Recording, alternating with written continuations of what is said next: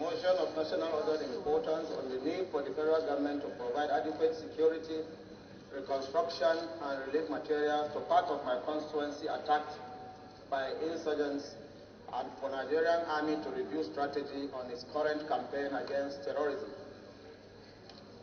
The House knows that in recent weeks there has been a serious upsurge in the activities of the Boko Haram insurgents across many parts of the Northeast Zone, which has since 2010 continued to witness incessant attacks by the group. It is easy to recall that in the last 2 weeks, the Auno in Borno State and Garkida in Adamawa State attacks, including others that are not reported, have left the world asking questions that remain unanswered.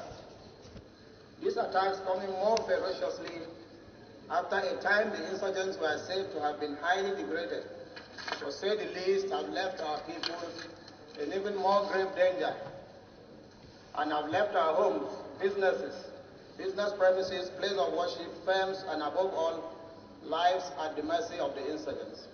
Further notes that with these attacks, the confidence of our people reposed in us, leaders, the Nigerian military, and in the entire security architecture of our dear country has completely waned. It is saddening and bears repeating as many times as we can to state the fact that our soldiers are either too few to save our people from harm's way or too inequipped to do so, or even both.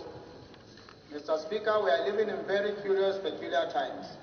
We are living at a time when there is rooted disquiet in the entire military, owing largely to the sad reality that generations of soldiers, younger soldiers who have the zeal to showcase their abilities are now being retired before their seniors. Today, the military is being led by what we know as members of Course 29 of the NDA, but sadly, Courses 30, 31, 32, 33, 34, and even 35, we are told are either on their way to retirement or have retired, leaving behind those they met in the service as their seniors. Because that in the year 2014, 7 of the local government areas in my home state of Adamawa were overrun and were completely taken over by the insurgents. It took the combined forces of our local hunters and vigilante and the military who operated from behind to completely clear all these area councils of the insurgents in a record time of about 2 weeks. Today, in spite of our appeal that these local people be co-opted into our security framework through an ingenious harmonization with our conventional security apparatus, nothing has been done. We today again asking why we cannot develop a homegrown strategy to end this ravaging insurgency. Further calls that when the present crop of the present military leaders took command of the military campaign against the insurgents in 2014, we all saw that difference, fresh ideas, fresh energy, and desire to make a mark, make on the war on terrorism. The insurgents were pushed to the fringes of the Lake Chad region and were decimated in their numbers. Today, 5 years later, will it be that we are losing grip on the war because of what many have seen as the inertia, infighting, complacency, and lethargy that currently exists in our military, especially among the top brass of that noble profession? We are demanding action from the executive. We call on them to rise to their oath of office and defend our nation before the gathering darkness envelops us all. Aware that there have been heightened calls to increase the number of our soldiers, I dare ask, can our nation not maintain an army of 1 million soldiers?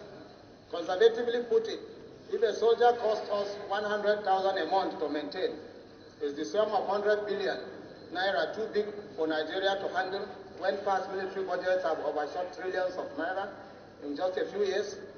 Experience elsewhere has shown, Mr. Speaker, that an army of 1 million soldiers can even generate revenue for the military and the government through involvement in medical services at the local areas, which ordinary medical practitioners usually refuse to serve, engaging construction works, tailoring for themselves, the police, the NYSC, and other agencies of government that may need their services at a time of peace, instead of our abnormal penchant for import everything and give our contracts out at outrageous sums. Imagine where you have medically trained soldiers manning our primary health care facilities in all our rural areas. Apart from commitment, efficiency will be assured. Also aware that there is an international dimension to the activities of insurgent groups like the Boko Haram, ISWAP, and other like-minded groups in the Sahel region and the Lake Chad Basin, whose activities and territorial ambitions and agenda have been greatly encouraged by intractable conflicts in the Middle East, in the Horn of Africa, including Libya and Sudan.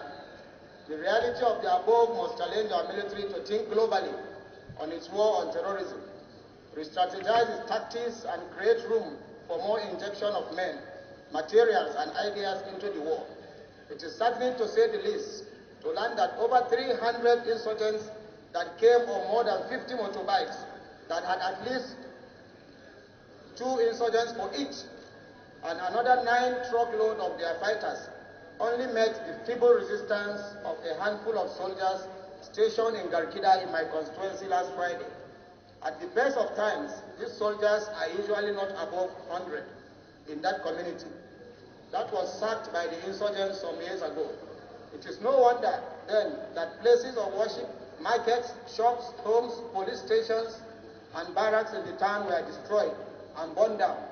This is to say nothing of human lives, including those of 2 brave young soldiers who, instead of fleeing, despite being outnumbered by the insurgents, chose to stay back and pay the supreme price.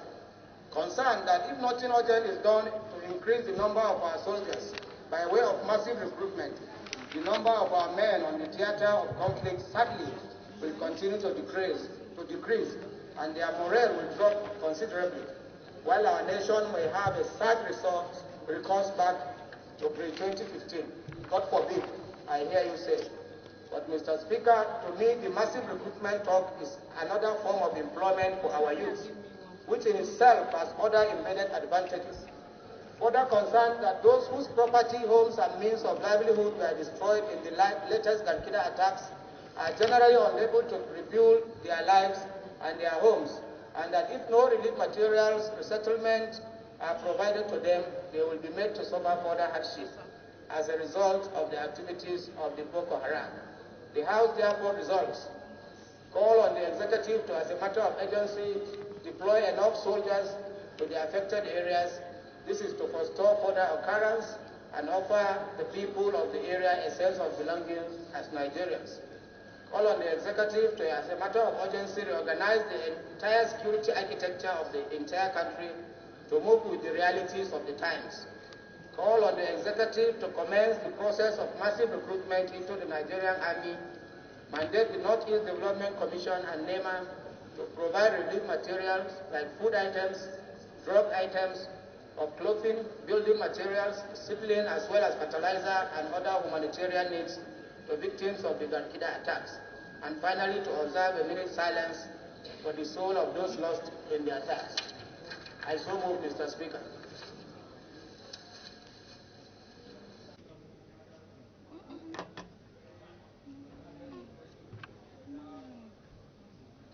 Mr. Speaker, I'm from Central States. I am obliged to support Honorable Buba, especially on this matter of urgent public importance of the attack by the Boko Haram on the communities in his Gombe Federal Constituency. I'm equally obliged by feelings of humanity to contribute to this discussion. Mr. Speaker, honorable colleagues, it is a matter of serious concern. As of today, 9 years into the issue of insurgency and 5 years into the government of our able patriotic leader, President Muhammad Buhari, until today we are having these issues recurring every now and then. And it is a shame to our security chiefs with no apology. It is a shame to General Buratai and to the Chief of Air Staff. They are from the Northeast. And also it is a shame to the National Security Advisor.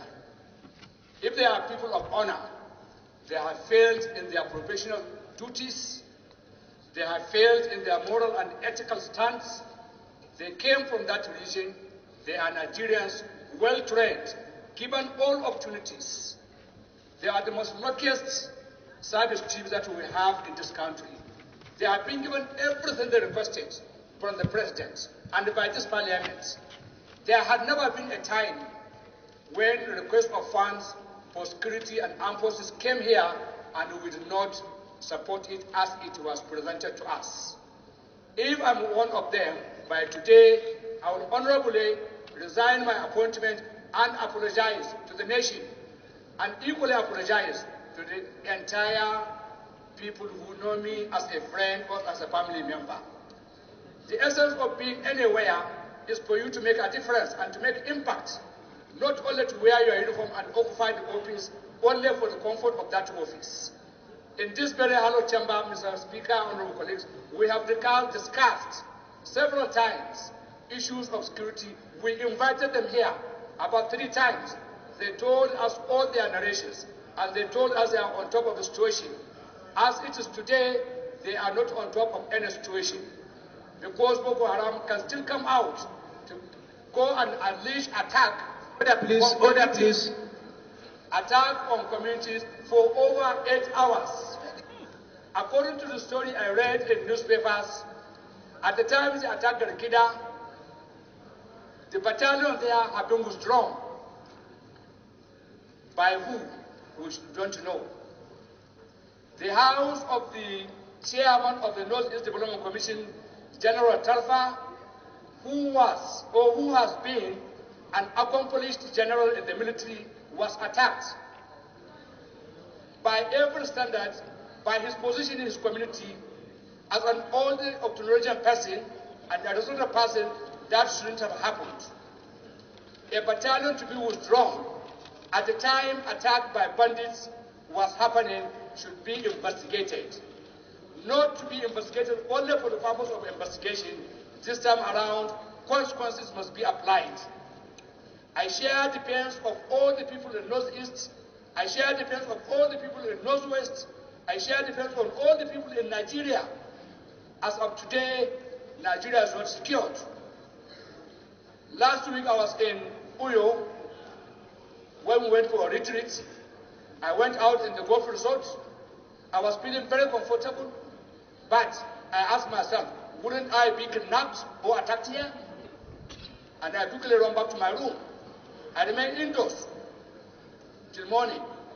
Today, Mr. Speaker, there's nowhere you can go without having your chest beaten faster and higher than expected. This should not be allowed to continue.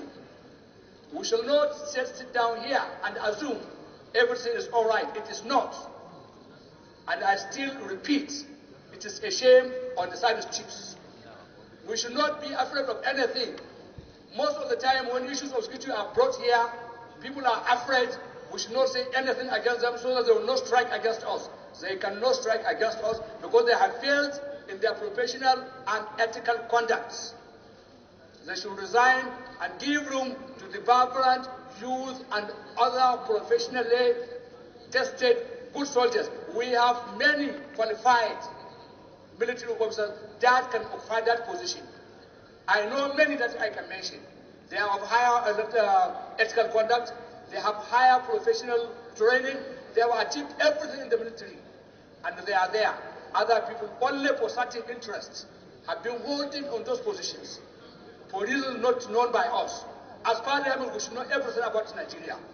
Nobody should hold any information about Nigeria from us. We should know everything.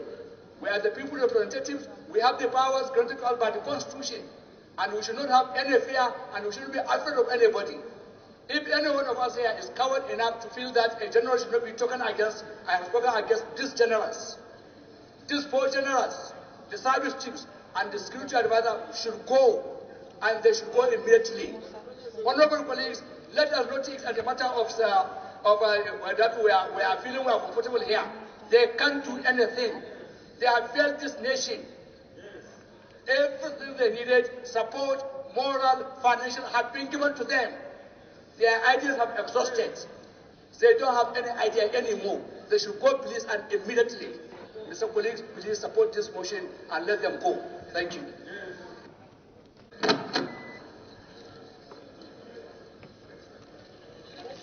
Thank you, Mr. Speaker. Honorable colleagues, My name is Honorable Zakaria Doda Yampa, member representing Madagali Michika Federal Constituency from Adamawa State. Mr. Speaker, honorable colleagues, you are aware that not quite long the whole House stood a whole day discussing the structure, the security of this country. Not quite long now, there's an attack in Garkida in Gombe local government. The attack occurred in Michika in January. Michika to the state capital is 170 kilometers to Yola. Garkida now is 40 kilometers to Yola. Mr. Speaker, the complaint we laid about the security situation in this country, we just laid it here and nothing has been done. I stood here, I complained that in my constituency, we have less than 30 Nigerian army to the population of 1 million Nigerians residing in Michika. There is no single truck. Yet, I laid a complaint. Mr. Speaker, the chairman defense was here. Nothing has been done up to date. The insurgents, the attack on Garkida, the communities, the villagers know that these people travel over 100 kilometers in a broad daylight to go and attack the town of Garkida. Mr. Speaker, this country is in danger. You will know that there is issue of security. We will come and discuss it here, we will say it here, but nothing, no action has been done by the Nigerian army. Honorable colleagues, we should know that the issue of security in the northeast, the security issue in Michika, Madagali, the security of situation in Adamawa State is progressing. Mr. Speaker, you agree that we have to do something serious about the security situation. Other bills that we have been discussing here, if there is no security of life and property, we cannot live comfortable to implement them. We should go out and check what the military are doing. The same thing, this House have moved for the sack of all the service chiefs. No action was taken. The little that we have asked, even for a single truck of army in Michika and Madagali, nothing was supplied by the Nigerian army. Mr. Speaker, we have seen there are issue of regional security personnel. We have seen the issue of Ometaku has been taking place in the southwest. Now in other areas there's group security they are setting. We will agree that if we don't do something, everybody, even individual, will start setting their security outfits where they will protect their lives and their community. Mr. Speaker, the issue of this security, this House, under your leadership, Mr. Speaker, you must see that whatever we discuss concerning security, we leave the chamber, we go and monitor them, we see that they implement. Our people are being killed daily, on daily basis. We cannot sit and say it and they will not implement it. We must find a way of solving this problem. So I stand to support and to remind these honorable chambers that we have done so much for the Nigerian army, but they have not done much to our community. Mr. Speaker, I so stand to say, let's do something, let's do it very urgently. Thank you, Mr. Speaker. Now, it's my name. Chibok Dambo Goza Federal Constituency is where I represent. Mr. Speaker, I say it and I will repeat it. It's so pathetic and it's the most painful thing for you to live in your comfort zone while your constituents are dying like animals. Just 3 days preceding the attack in Garkida, a ward in my constituency known as Parangulum was attacked. I have been communicating with my constituents since 6 p.m. in the evening that these guys were sighted somewhere and they have the intention of attacking any community in my constituency. Unfortunately, as the usual practice, I raised an issue of supercam on the floor of this house, that soldiers created supercam deliberately to shield themselves against Boko Haram insurgents and other related attacks, thereby exposing innocent citizens to various forms of attack in the country. I said it, they remain in the same location, round themselves with a ditch or a trench, waiting for Boko Haram to come so that they can repel them. For how long shall we be repelling attack in this country? Mr. Speaker, honorable colleagues, if care is not taken, some of us can even resign on this hollow chamber, because I will not be comfortable while I represent my people. They voted for me under duress, I can say. Duress in the sense that Boko Haram will be sending messages that they will attack polling station. But these people took the bull by its horns and voted for us to be here. So I see no reason why I should be comfortable here while my constituents are dying, my constituents are being wasted away by insurgents that are more or less avoidable. The crisis, the attack in Korangulu was equally avoidable. Avoidable in the sense that they were cited, nobody did anything about it. These guys came in. All the villagers, after hearing the information on reasonable time, decided to leave the village. And they left the village empty. As the insurgents came into the village, they realized that nobody is in the village. So they lay an ambush against the Nigerian military. Nigerian military, on hearing the information that so-so community is going to be attacked, so they went to the community to wait for their arrival without knowing that they have already laid ambush waiting for them. Before you realize what is happening, they kill one soldier and they go away with 4 gun trucks belonging to Nigerian Army. 2 gun trucks belonging to Nigerian Army and 2 Hilux cars belonging to Vigilante and civilian JTF. And for your information, these insurgents came in with 11 brand new gun trucks. Where are they getting this thing? I told you, only God knows where they are getting this thing. This attack in Garkida, Honorable Buba is so humble, so matured enough to take the motion that way. But as far as I'm concerned, I was in Uyo, attending the retreat for pension, for insurance and actuarial matters. I received a message from my constituents that these guys were cited exactly 1:30 p.m. in the day hours, and they were equally cited in for village in Dambua local government area, which is part of my constituency also. Only God knows where they can attack. I called the relevant security outfits there. They said they have already taken position. They are waiting for them to come so that they can repel them. If you can keep on waiting for these guys to come before you repel them, what they normally do is they will be sighted somewhere and they know villagers can see them. Then soldiers they know cannot go and confront them. So they will identify a soft target where there are a few military officers, where there are a few security and other agents of coercion, so that they can go and invade that particular community. Garkida is less than 50 kilometers away from my constituency, and Garkida is neighboring a community in Borno State. They decided to go to Garkida. Maybe their intention was not to go to Garkida, but simply because Garkida is open, is so porous, so they are free to go and attack Garkida. The same thing tomorrow. I said, and I will repeat it, today's survivors might be tomorrow's victim. Today's victim might be tomorrow's survivor. So only God knows where these guys are heading to now. Garkida is a prominent community in our constituency, close to our constituency. They attacked Garkida, they burnt a church, an EYN church that I know has been established there for more than 40 years. Unfortunately, they burnt that particular church. They burnt General's house. General that is known to everybody in this country. They reduced his house to ashes. They burnt market, schools, and other important structures in that community.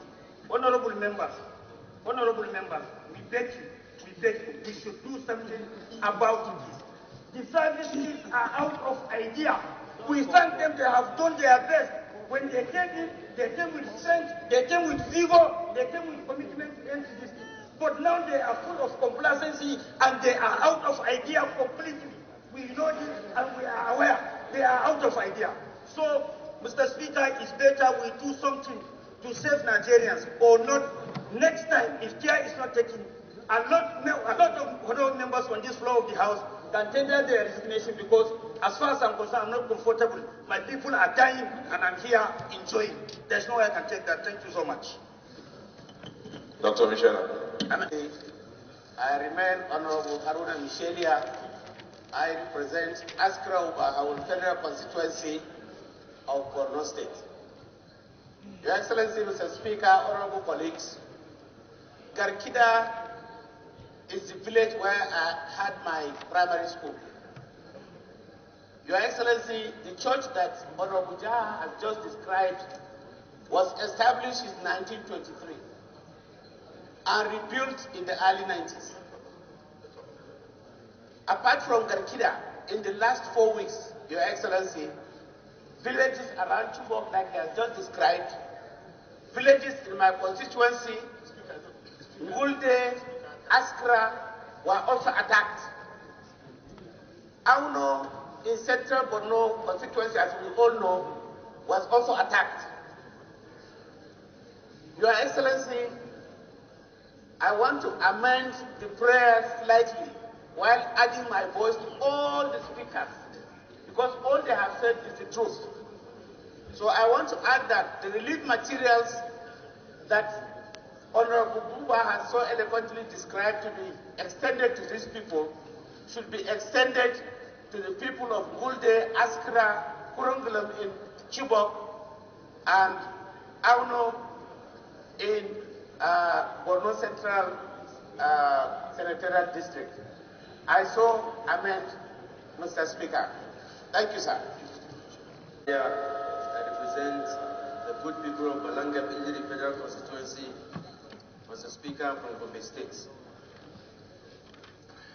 Even though Nigeria walked through the valley of shadow of death, we will not fear evil.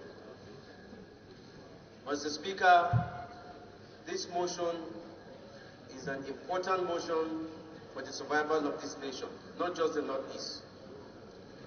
Mr. Speaker, these people burn churches, they burn mosques, they kill Christians, they kill Muslims, they kill non-religious people, they kill children, they kill infants, they kill pregnant women. We are fighting the devil. We cannot afford to keep standing up here and talking about these people. We need a strategy that will get rid of all the Boko Haram and other bandits in this nation. Mr. Speaker, I support this motion 100%. 100% in the sense that the armed forces and the security apparatus in this nation needs a new strategy, a new way of fighting terrorism. We understand fighting terrorism is not easy. Mr. Speaker, the Northeast have gone through turbulent times. Nigeria has gone through turbulent times. It's not for us to stand here and be debating on this issue. Mr. Speaker, I want to encourage honorable members. It is real time to bring new ideas into the security agencies of this nation. I join Honorable Idol and other honorables and calling on the resignation of all service chiefs. Mr. Speaker, they've done their best. Mr. Speaker, they've fought the good fight. But it is time to have new hands that will bring new strategy on fighting terrorism. Mr. Speaker, Gombe State hosts a rehabilitation center for Boko Haram. Bauchi, Gombe, Taraba, and some other states. The influx of some of these IDP into this state, there are no jobs for these people. They stretch all the facilities in this nation, in this state. We cannot continue like that, Mr. Speaker, honorable colleagues. It is time, just like Honorable Jaha said, Mr. Speaker, it will get to a time when we will stand here and start crying. People are dying. The armies are there. The armed forces are there. Mr. Speaker, honorable colleagues, we need new strategy. We need new ideas and new hands to fight this terrorism. It is time for this army chief not to put high blood pressure to our president. Our president is helping, but these people are not producing results. We need other people. We need other officers to fight Boko Haram, to fight terrorism, Mr. Speaker. It is so hard for some of us from Northeast to stand and be talking. It is time for action, Mr. Speaker. Honorable colleagues, I'm calling on all honorable colleagues, please, let's join hands and support this motion to move Nigeria forward. Thank you very much. Dr. Michelle, where are you? I want you to move your amendment again. Let's second it and then just put the question. So, Excellency, I remain Honorable Haruna Michelia. I represent Aspra over our federal constituency. While adding my voice in support of the motion, I want to amend that the communities of Ngulde, Askira, Chibok, including Kurungulum and Auno, be added to the communities that should benefit from the relief materials so eloquently put by Honorable Yusuf Buba. I so amend, Your Excellency. any seconder, please. Honorable Francis, please say aye. Those against, please say nay. Ayes have it. Minority leader wants to speak against, but I think he was just joking. There's a minute silence in your motion. Your motion had your prayers had a minute silence. Okay.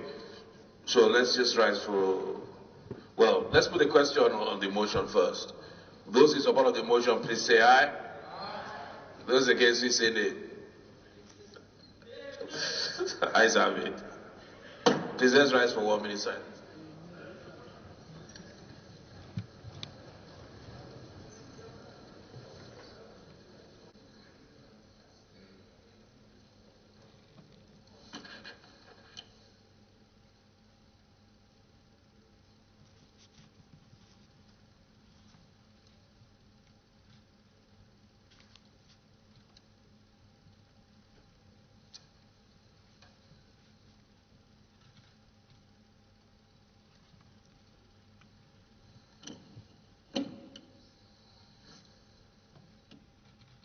And the souls of the departed rest in peace.